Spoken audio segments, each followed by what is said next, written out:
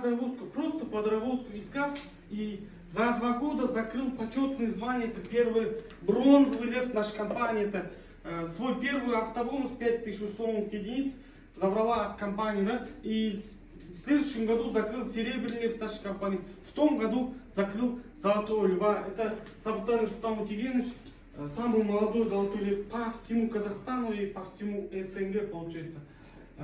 Ну, компания развивает свой филиалы, это по всему миру, это получается 110 странах есть официальные представительства. Это классно же, да, компании масштабированы. До Сабутайна Султана Утигеновича это был самый молодой золотой лев нашей компании, это Марат Шаранов. Это Марат Шаранов, он с города Семей, да, и его снизу это супруга Лиза Муратовна, это 2 золотых семьи, 2 золотых льва. Классно же, да? Ее жена золотой лев и муж золотой лев компании. Это, сейчас перед вами серебряный лев, к сожалению, не смогут выходить тани по всему региону ездят сейчас, где-то хромают наши регионы. И следующую стацию это золотой лев нашей компании. Это перед вами выходит Дегтярева Елена Владимировна, вот в красном платье, да, в середине. Это золотой лев нашей компании. Вообще по всему Казахстану 20 золотых льва работает по всему Казахстану. И одна из них это самый высокооплачиваемый золотой лев нашей компании. Это Дегтярева Елена Владимировна. До компании работала. Ну, интересно же, да? Физкультурой работал. Физруком, да? Физруком, да, физруком. Получается, фитнес-тренером был. Она говорила. Компания пришла, да, и стала золотым львом. Давайте познакомимся. Здравствуйте. Здравствуйте. Это я. Вы похожи на людей. Зовут меня Дегтярева Елена. Когда я проходила стажировку так же, как и вы, это было почти 9 лет назад, я в страшном сне, да, не могла подумать, что я буду золотым львом. И да, ну то есть понятно, что для нормального человека львы это ненормально, да. Мне без разницы было лев, я буду крокодил, бегемот. Главное, чтобы да, дайте работу, буду работать и деньги платить. Я местная, родилась здесь, училась здесь. По образованию я вообще никакого отношения не имею к этой компании. Я учитель физкультуры. Вот. То есть всю жизнь я в фитнесе, руками, ногами махала, разговаривать плохо умела тогда, да. Вот, 6 лет отработала на кафедре физкультуры в медицинской академии, потом был свой бизнес связанный, ну, также, да, с фитнесом. Но, как всегда происходит, когда у тебя нет опыта в этом, да, когда у тебя нет связей хороших, денег больших, всегда что-то с традиционным бизнесом случится. Так же самое произошло у меня бизнес отжали, через суд все сделали законно, красиво, и я бизнес потеряла. И тогда, то есть искала себя, чем заниматься, это был где-то 2007-2008, где-то вот так год, я познакомилась первый раз с компанией Тиши. Тогда мне это ни о чем не сказала, это было розничное направление, естественно, я там не осталась, но стала брать продукцию для сына, потому что, знаете, да, что никогда в жизни просто так не происходит. Были проблемы со здоровьем ребенка, очень сильные проблемы, началась бронхиальная астма, вылечить мы ему традиционно не могли, мама врач, кардиолог, всю жизнь в медицине. Получилось так, что мы именно получили хороший результат именно на продукции нашей компании. Сейчас ребенку 22 года, слава богу, да, прикройте, если холодно. Он живет уже 5 лет в таком, учится в непростом регионе для людей, я имею в виду с таких заболеваний, как город Санкт-Петербург. У него все в порядке со здоровьем. Куда я боялась, чтобы он не поступил туда, он именно и поступил. Но все в порядке. То есть, и когда я уже через много лет еще раз пришла в эту компанию, вот, успела поменять вид деятельности, поработала в торговле, посидела 4 года в декрете, да, поняла, что я на рынке никому не нужна. Я снова пришла в эту компанию, и у меня уже не было такого, как бы там, ой, тиньши там и так далее. То есть я знала, что продукт классный, что он работает, у меня здоровый сын. Представьте, да, с того времени вся моя семья периодически, да, употребляла эту продукцию, все в порядке со здоровьем, но я не могла приклеить себя к этому тиньши. Львом я себя не представляла, да. Миллионы я не верила, так же, как все нормальные люди, машины, яхты, самолеты, и во все это, да, ну, как бы, кажется, сказки, которые вам рассказывают. На самом деле, ребят, для этого стажировка и задумана, что нужно разобраться, посмотреть, в чем заключается система работы. У вас сегодня будет как раз это занятие, и понять, подходит ли это вам или нет. Возможно, где-то можно реализовать свои цели еще, не надо рассматривать эту компанию как что-то там, волшебную палочку, их не существует. Рассматривайте ее как средство для достижения каких-то ваших целей, как когда-то было у меня. Потому что я пришла, ну, естественно, еще раз говорю, в сказки не верила, так же, как все нормальные люди, пришла с целями какими? Да, закрыть кредиты, свои долги, ипотеки, как у всех, да, детей выучить и все такое прочее. Но тяжело было мне проходить по стажировке. Почему? Потому что, во-первых, сама такая, да, не сильно верящая во все вот это. Во-вторых, есть еще такой фактор, как родные и близкие на тебя влияют. Ведемся же на их мнение, ведемся, слушаем. Как я говорю, 4 года в декрете сидела, никому нафиг была не нужна. Как только в Тиньши попала, сразу все мне стали советовать: туда не ходи, сюда не ходи, то не делай, вот это не делай, да. А пока ни туда не пошла, никому я была не нужна. Поэтому, ребят, добрые советы, оно на то и добрые, в кавычках, советы, чтобы их послушать и сделать по-своему. Сами решайте, это ваша жизнь. Я всегда говорю, ну, задумайтесь, не очень хороший пример, конечно, но если вдруг с вами что-то случится, не дай бог, ваших детей они поднимут? Нет, конечно. Вот и все. Вот и весь вам вопрос. Поэтому вам решать, вам ваши проблемы разгребать самим. У всех свои проблемы. А советовать все умеют, да, советы мы бесплатно даем.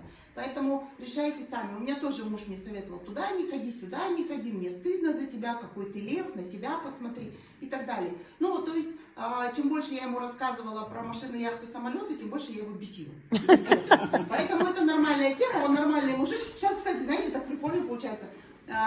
Его друзья там спрашивают: тут такая жена деловая, вечно по заграницам летает, еще там чем-то занимается, то ты с ней летаешь, и кто, что она вообще делает? Кто она? Он говорит: она золотой лев в компании Тиньши. Люди очень странно на него смотрят, жена лев — это ненормально.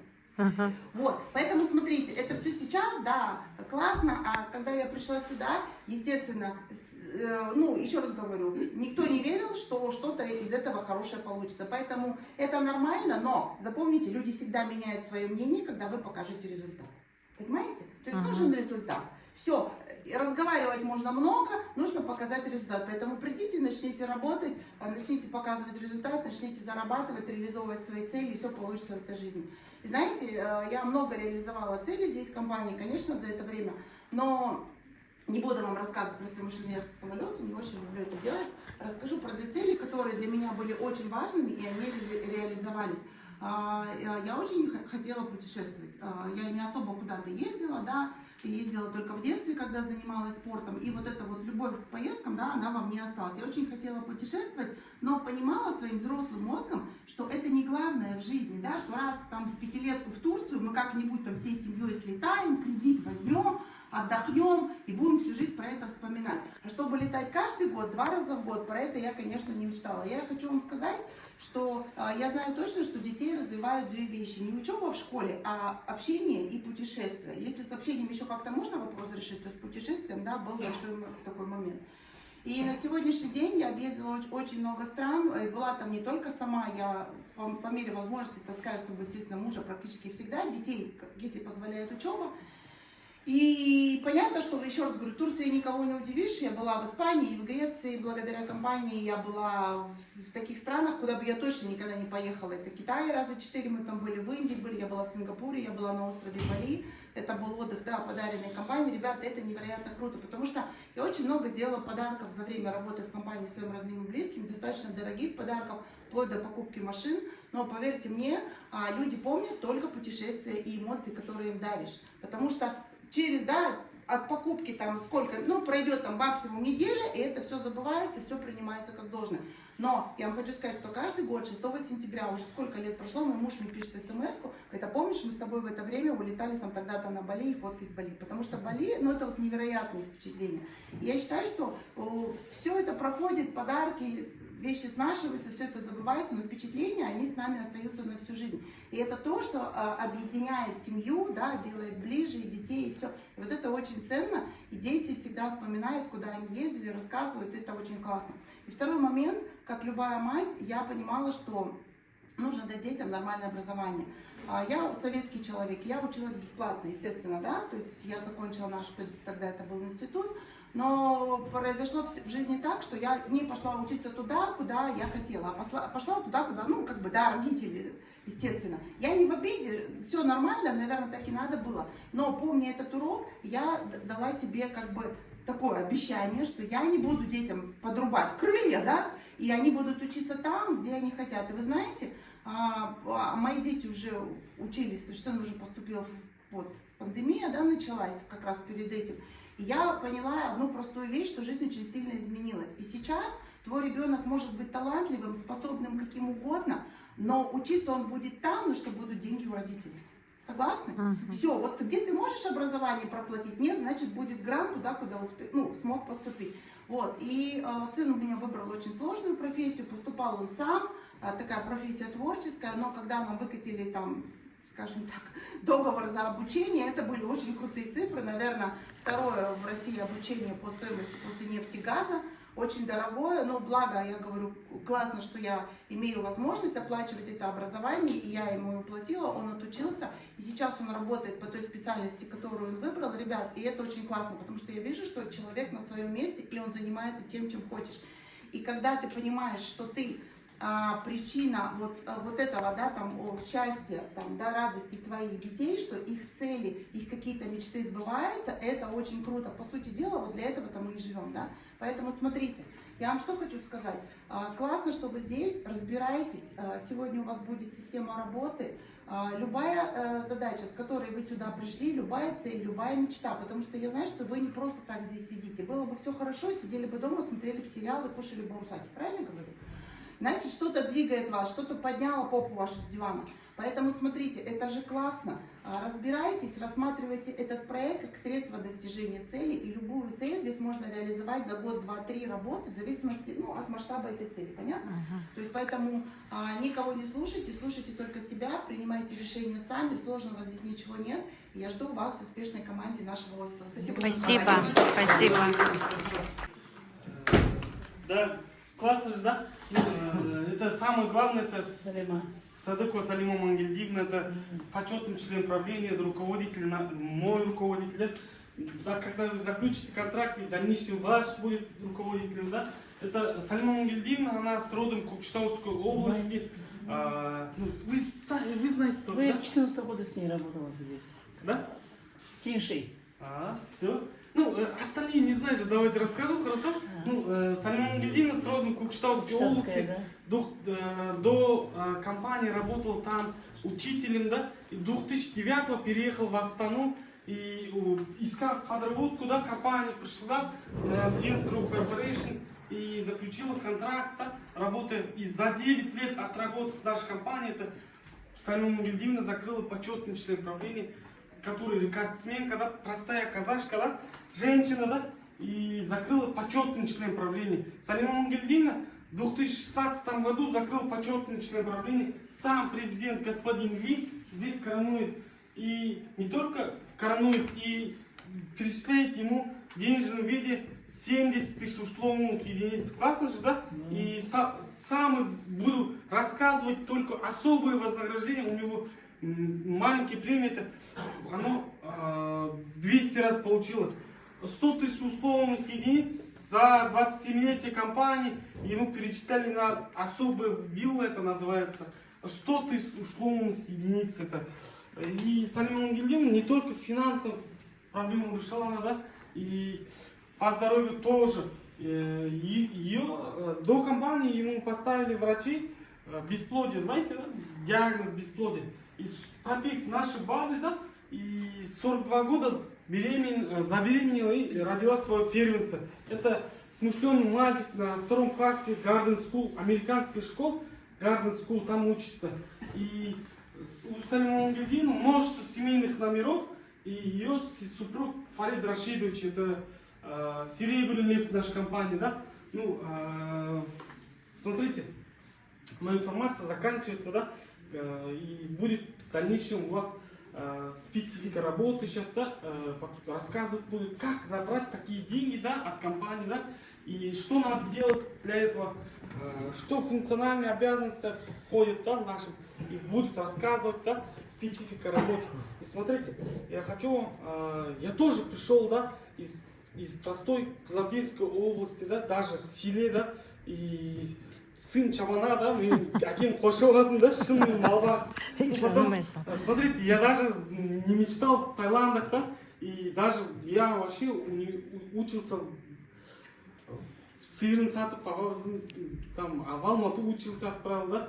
Казатка учился, высший университет, это факультет строительства, там инженер, прораб, мастер я закончил.